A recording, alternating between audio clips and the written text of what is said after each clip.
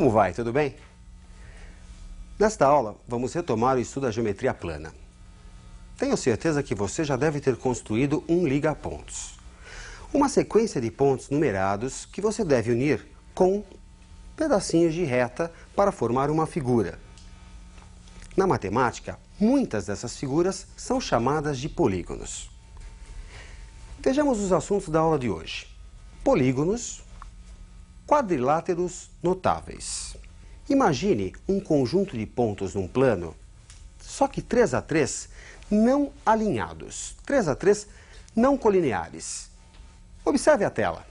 Unindo pontos consecutivos, quantos segmentos de reta serão necessários para fecharmos a figura? 1, 2, 3, 4, 5, 6, 7 e 8. 8 pontos, 8 segmentos de reta. A reunião do polígono com o seu interior forma a superfície ou região poligonal, podendo ser convexa ou côncava. As regiões côncavas apresentam uma entrada, uma entradinha, côncava. Os pontos que formam o polígono são chamados de vértices, enquanto que os segmentos de reta são os lados. Observe na tela. N vértices, N lados. O número de vértices é igual ao número de lados. É igual também ao número de ângulos internos e externos. Um interno e um externo para cada vértice. O nome do polígono vai depender do seu número de lados, ou, o que é a mesma coisa, do seu número de vértices. Acompanhe comigo a nomenclatura. Polígono com 3 lados, triângulo. 4 lados, quadrilátero. 5 lados, pentágono. 6 lados, o hexágono. 7 lados, heptágono. 8 lados, o octógono. Bem, nós temos nomes até um polígono com 20 lados. Você pode ver na tabela do 9 até o 20. No entanto, repare que vai na sequência até o 12. De repente pula para o 16 e depois vai para o 20. Na realidade, do 13 ao 19, o nome é composto. Por exemplo, 16, hexa de 6, decágono. Como é que ficaria o 15 então? Penta, decágono. Penta de 5, decágono, 15 lados. Unindo vértices consecutivos, formamos lados. O que vamos obter se unirmos vértices não consecutivos? Diagonais. Observe a tela. Temos um polígono de 7 lados, um heptágono. O vértice A1, ao ser ligado aos outros vértices, forma diagonal com todos, menos com ele próprio e com os dois vizinhos, que formam lados. O vértice A2 também forma diagonal com todos os vértices, menos com ele próprio e com os dois vizinhos. Como cada um dos 7 vértices forma diagonal com todos os demais menos 3, ele próprio e seus dois vizinhos, no caso descrito, teremos 4 diagonais de cada um dos 7 vértices.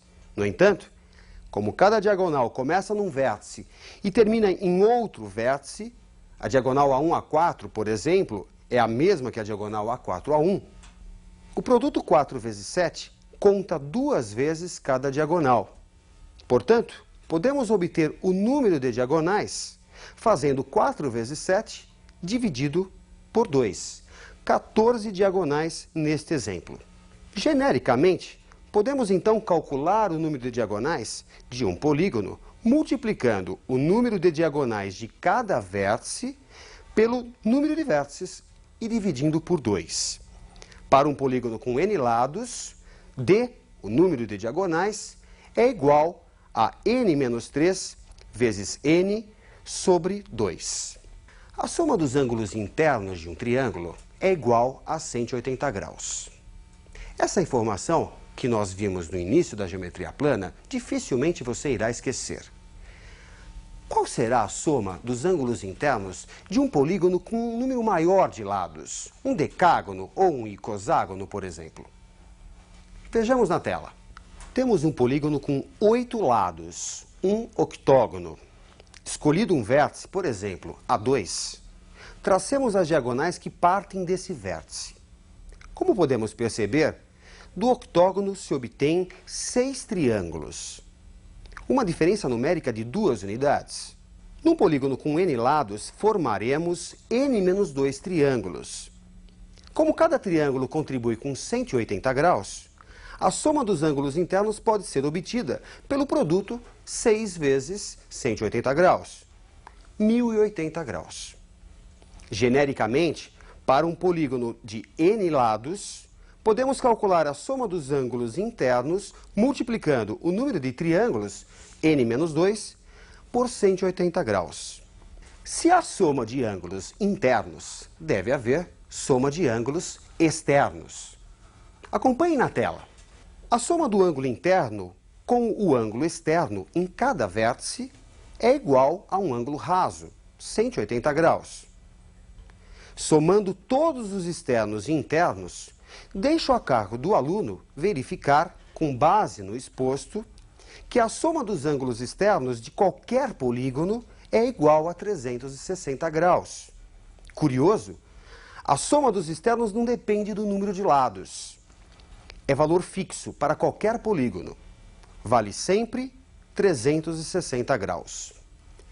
Vamos analisar agora a classe dos polígonos regulares, equiláteros e equiângulos, lados e ângulos iguais. Vejamos alguns exemplos clássicos. Observe na tela. Polígono regular com 4 lados. O quadrado é equilátero e equiângulo. Cada um de seus ângulos internos mede 90 graus. Polígono regular com 3 lados. Triângulo equilátero. Soma dos internos é igual a 180 graus. Como temos 3 internos iguais, cada um deles vale 180 dividido por 3, 60 graus, portanto. Genericamente, para um polígono de n lados, cada interno é obtido somando-se todos os internos e dividindo-se pelo número de ângulos. Analogamente, cada externo é obtido pela divisão da soma dos externos, 360 graus, pelo número de externos. Vamos ver alguns exercícios de vestibular que tratam desse assunto. Acompanhe o primeiro exercício. Um joalheiro recebe uma encomenda para uma joia poligonal.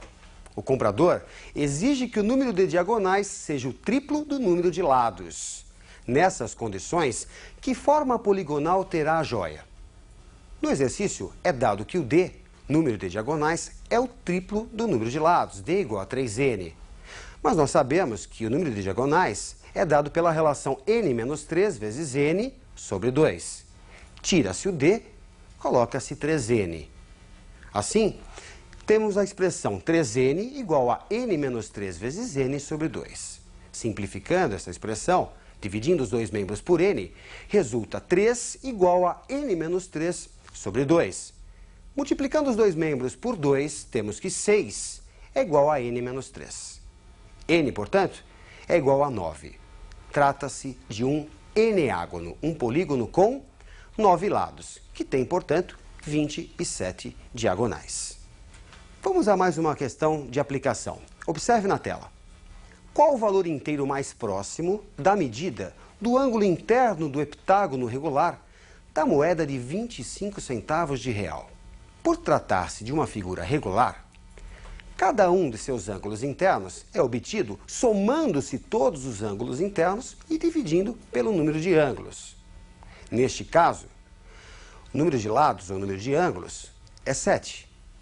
E a soma dos ângulos internos é dado pela expressão n menos 2, que representa o número de triângulos que você consegue formar, vezes 180, que é o que cada triângulo contribui. Portanto, a soma dos internos fica igual a 7 menos 2 vezes 180 graus. 5 vezes 180 graus, que resulta 900 graus. Para obter a medida de cada ângulo interno, é só pegar a soma de todos os internos e dividir pelo número de ângulos. 7 ângulos. Isso dá aproximadamente 129 graus, a medida de cada ângulo interno da moeda de 25 centavos de real. No conjunto dos quadriláteros notáveis, alguns possuem propriedades que você precisa conhecer. Vamos estudar agora os quadriláteros notáveis. Observe na tela. Trapézio. Quadrilátero com dois lados paralelos, as bases. Os outros dois lados são chamados de lados transversos.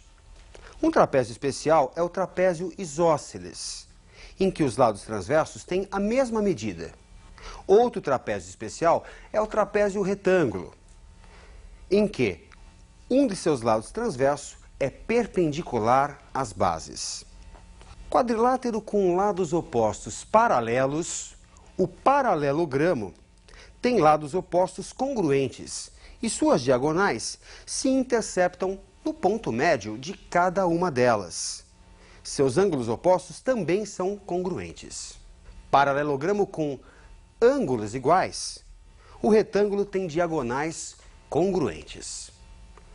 Paralelogramo com lados iguais, o losango, tem diagonais perpendiculares entre si. Retângulo e losango, o quadrado tem lados e ângulos iguais. É um quadrilátero regular.